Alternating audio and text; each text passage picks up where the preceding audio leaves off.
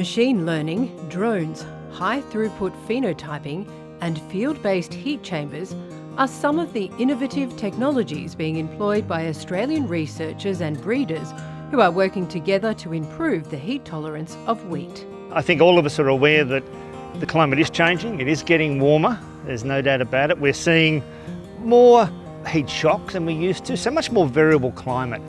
And I think that's clearly impacting our crops and will continue to do so into the future. And our project has been around finding that diversity for heat tolerance, finding it, accumulating it and giving it to breeders along with the technologies that they're going to need to select it into commercial cultivars for grain growers.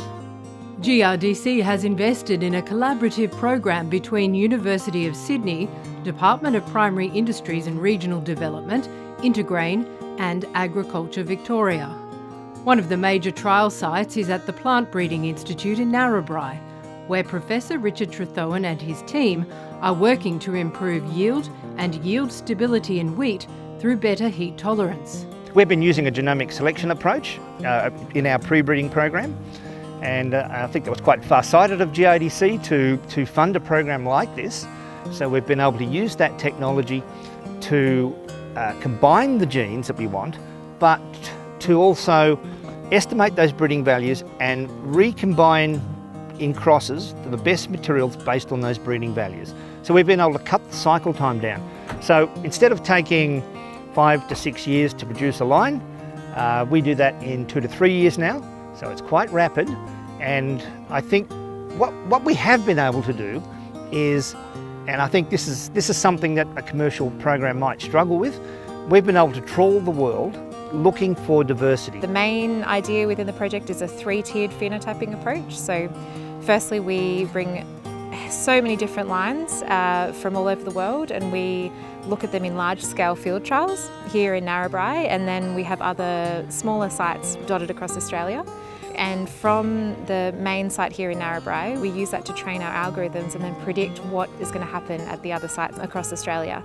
And so the lines that do really well in those trials end up going into these heat chambers. And so the heat chambers are like bringing the glasshouse to the field. They're a way for us to be able to stress the plants in a true environment, so we get a true result for the growers. And then from there, the ones that do well in these heat chambers, they go into the glasshouse. So we're able to see more in-depth research about physiology and mechanisms behind heat tolerance. Look, at flowering, it causes significant damage. It's probably one of the most sensitive stages, but it also causes damage throughout the grain filling period. So flowering will affect the total number of grains that are produced, and of course that affects yield. But heat stress during the grain filling period will affect the weight of the grain. And that can lead to screenings and reduced grain weights, lower test weights. And from what we've done, from what we've seen, it looks like we're dealing with quite different genetics. The genetics of tolerance at flowering to high temperature is quite different to the genetics during that grain filling period.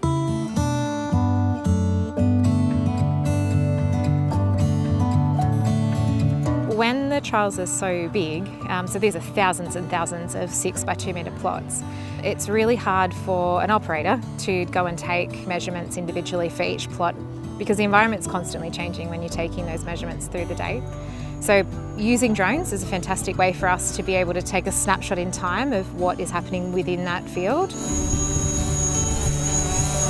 And when it comes to heat tolerance, canopy temperature is really important. So the drones can come across, take that snapshot, and then we can pick out on the image which ones are higher or lower temperature and then select based on those results. And there's a list of things that we do. So looking at screenings, which is the amount of small seed that we have in the harvested sample, because more small seed means that the type is less tolerant to heat. And then things like 1,000 kernel weight, which is grain size, because both grain weight and grain size are really heavily affected by heat stress at anthesis, at flowering, and at grain filling. So being able to separate those apart and better understand what mechanisms are at play are real key reasons why we use phenology and phenological measurements.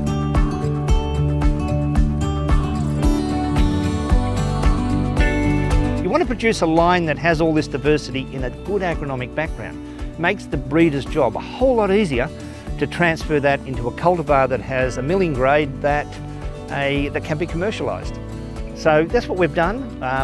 There's still a lot to do. What we've discovered is that there's a lot more diversity out there.